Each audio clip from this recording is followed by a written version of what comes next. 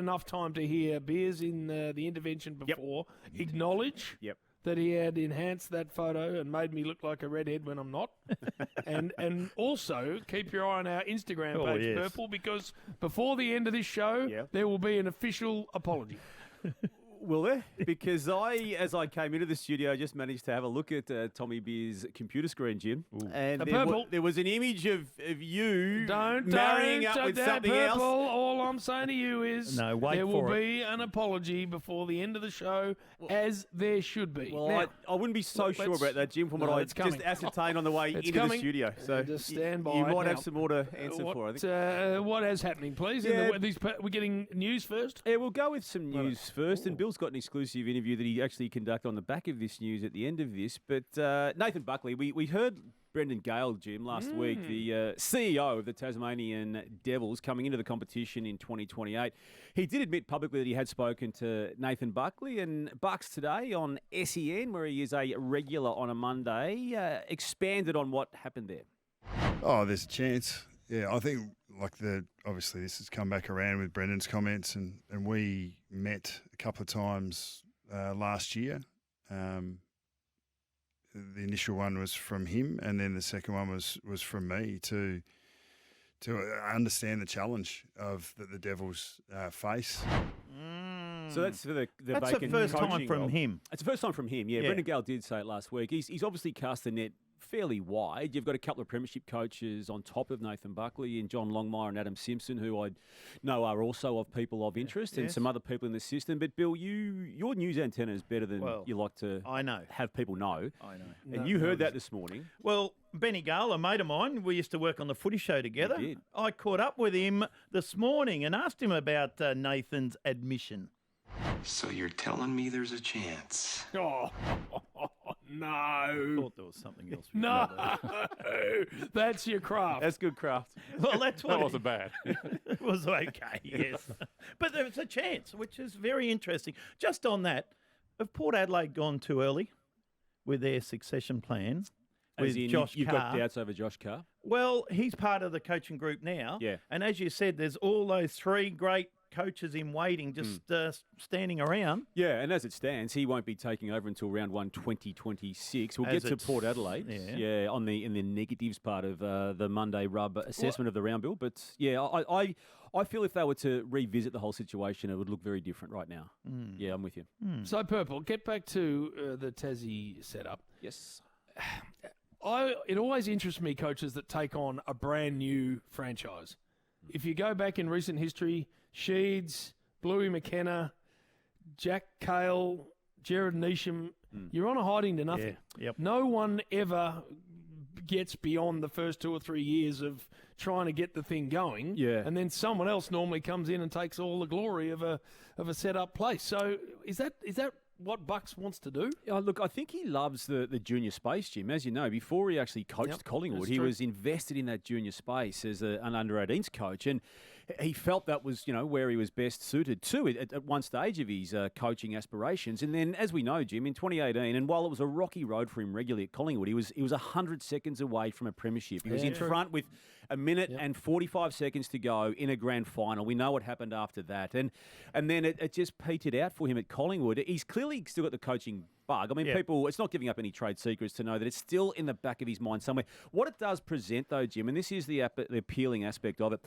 the raft of concessions they're going to get, just forget what happened with Gold Coast and forget what happened with GWS. They will be a legislated requirement for them to trade a multiple number of those high-end draft picks for quality players instantly. So it will look very different from that perspective. Yeah, I don't want anyone to hear that and misunderstand me to think he's not the right person. He'd be brilliant. All I'm saying is if he wants to coach again, history says he could choose not wherever he wants, but he'd have people coming at him left, right and centre, and he could choose a list that's up and about to contend. But instead of that, you're putting yourself into a position where even with everything you've just said, they are going to struggle on field to begin with. You'd think so, wouldn't you? Yeah, And I they're suppose going. the brokering position, do you actually try and guarantee a 5, 6, even 7-year deal at the very outset? And these are the sort of conversations I would imagine that Brendan Gale would be open to and is wading through. So you would want the security, and it might just be a passion project initially as much as, let's win a premiership one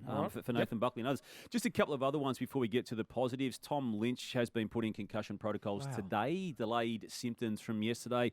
A knock happened late in the last quarter. As we talk right now, I'm not yet across exactly which moment it was, but it was late in the game that they lost to North Melbourne yesterday. And there's another injury concern for Jack McRae, Bill, who played for St Kilda in their bad loss yesterday against West Coast, who stayed overnight in Perth because of a back injury. I see that, but also that means Tom Lynch doesn't play the Dream Time at the G, Yes. which is Friday night this year. It is this year, and also as we remind ourselves, because we do forget quickly, Noah Bolter's also unavailable for that game, pertaining to the curfew Oh, of course, yeah. arrangements around what happened to him in the New South Wales court. So there's their fullback and their full forward. Why out. Friday night? Because of the Channel 7 thing? No, because of the match finishing after the 10 p.m. curfew. No. Why is it Dream Time so at is the it- G on the Friday night? Just to give the marquee slot for that. I mean, it's a Because request. it's normally Saturday night. It has historically been Saturday night, throughout the Now, throughout Purple, this period. Is there more news, or are we into positives? I think we can go to positives. Well, I'll tell you, the only reason I say it is because my text is loaded up, including my girl Sandy down at Dramana, with very passionate North people going, I'm looking forward to Damo and the positives. Well, you called me corn last week, Jim, and I blew up at that, and then corn blew up at me blowing up at that. So, right, where are we starting? I was critical last week, and you weren't, and maybe there was somewhere in the middle. But I am absolutely full of praise for what they did yesterday. Yes, it got ugly, and I even heard you talk to Bill off the top of your show today. They nearly lost it again, but you can't knock them. They won. So well done, and that's all I've asked for, Jim. And, That's it, Purple. And they set it up. They went hard early. They then held on, basically. The 6-2 first quarter, where their good players stood up in that patch of time, and then their good players stood up late. Now, they made mistakes, and they gave Richmond a chance, and Tim Taranto missed a goal he probably should have kicked. I get all of that, but you need some luck when you hang in there, and North did hang in there. And I thought even before that match saving, if you want to put that phrase around it, marked by Toby Pink, I thought he was a more than serviceable contributor. Tristan Cherry's just continued his extraordinary form, hasn't he? Now that he's fully recovered Leading the from bloody that injury. Coaches Association. He got 10 votes, leading the Coaches Award. It's extraordinary to think he's leading it, isn't it? Yeah, and I thought Zerha's game was as good as he's played for the season, maybe. The 4 goals he kicked, he just looked dangerous every time he went near it. It helps when you're not 5 goals to zip down. Yeah. And that's what North have allowed to happen way too often. All right. Good crowd. That 50,000. Good crowd. bloody hell. Yeah, good crowd. Yeah. If I can drive a little bit of positives, Yes. because we've also jumped very hard on Fremantle last week. Yep. But their response was emphatic. It was, and it came against GWS, and I don't think anyone could see it coming against GWS at NG Stadium, and in the manner in which it came, because they basically out GWS'd GWS, didn't they? The way they did. ran the ball, and that's not something we've seen often.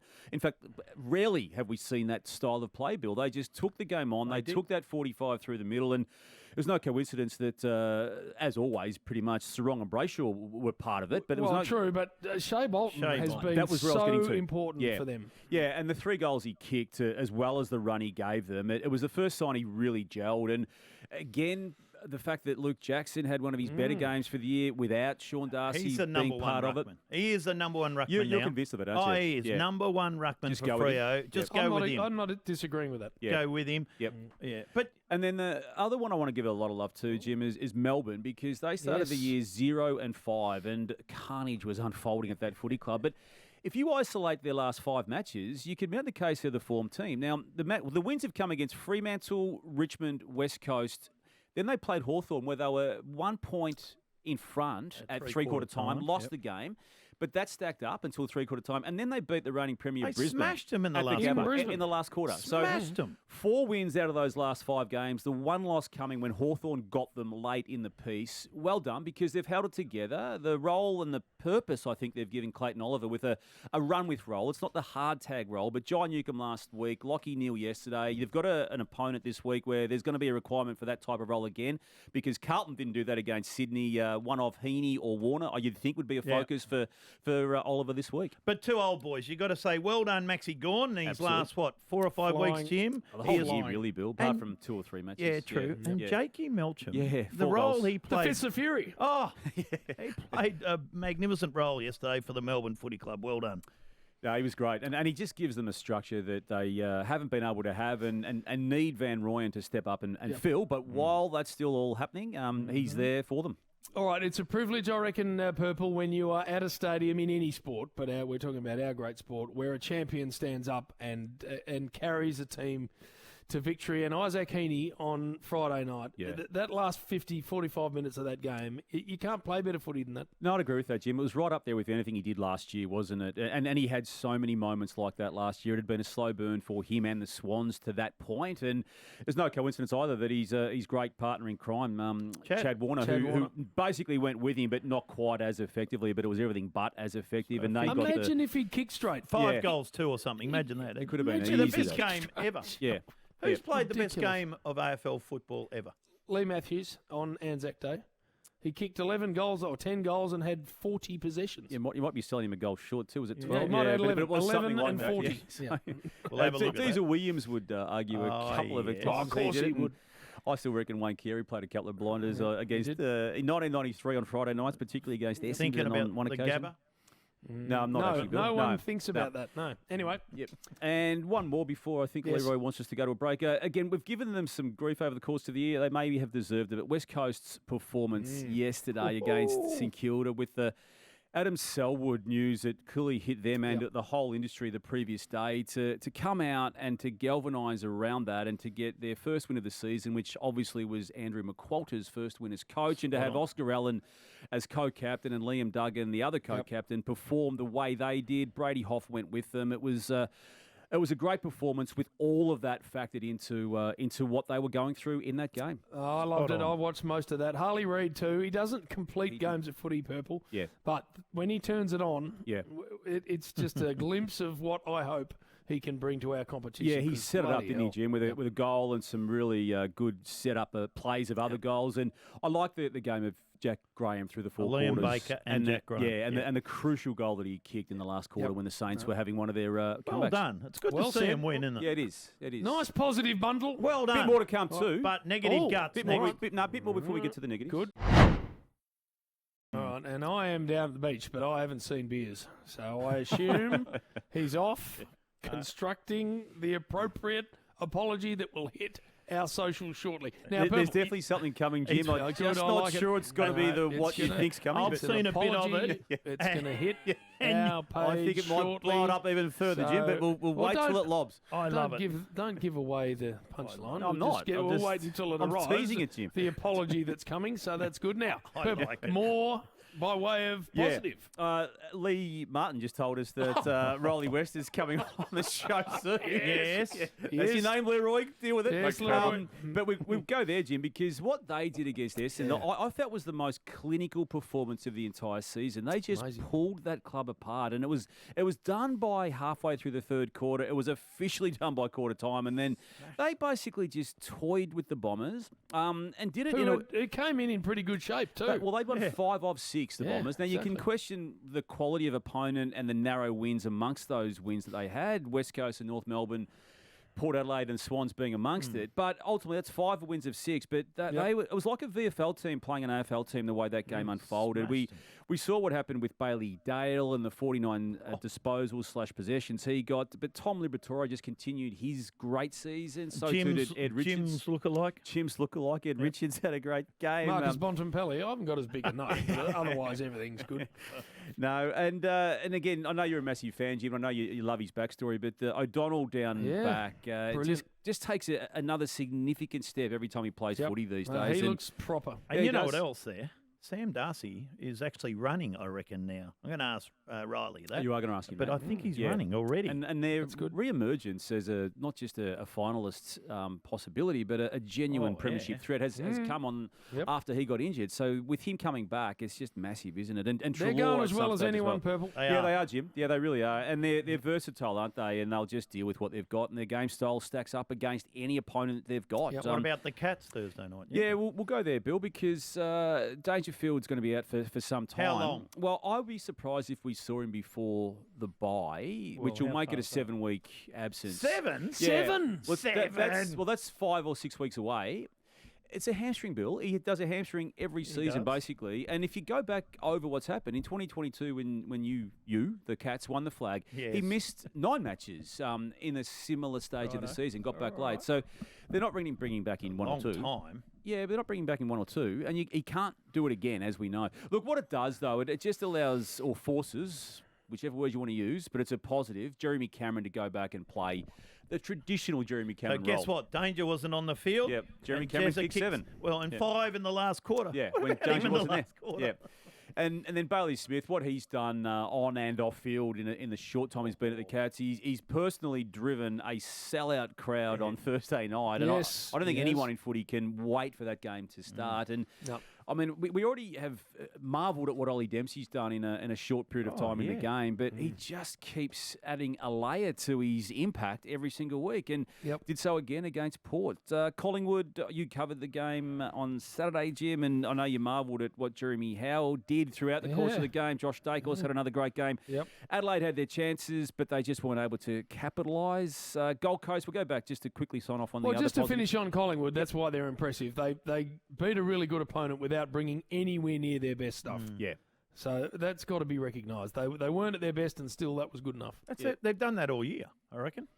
Oh, a couple of games they've really crunched opposition. I think with pressure and space. But the weekend, I thought they were would give themselves a 7 out of 10. Yep. And they still beat a really good opponent. And we'll just go back to the very first game, just sign off on the positives. when was Gold that? Coast, it was a long time ago, wasn't it? Against Hawthorn on the Thursday night. And Noah Anderson's leadership of the Suns as they now finish the round with a 7-win, 2-loss scoreline. Raoul, his partner in crime there in the midfield, was also extraordinary. And John Noble's drive off half-back is again getting better each week as he beds down that Gold Coast Suns game plan that he's been recruited to play and is now impacting immensely.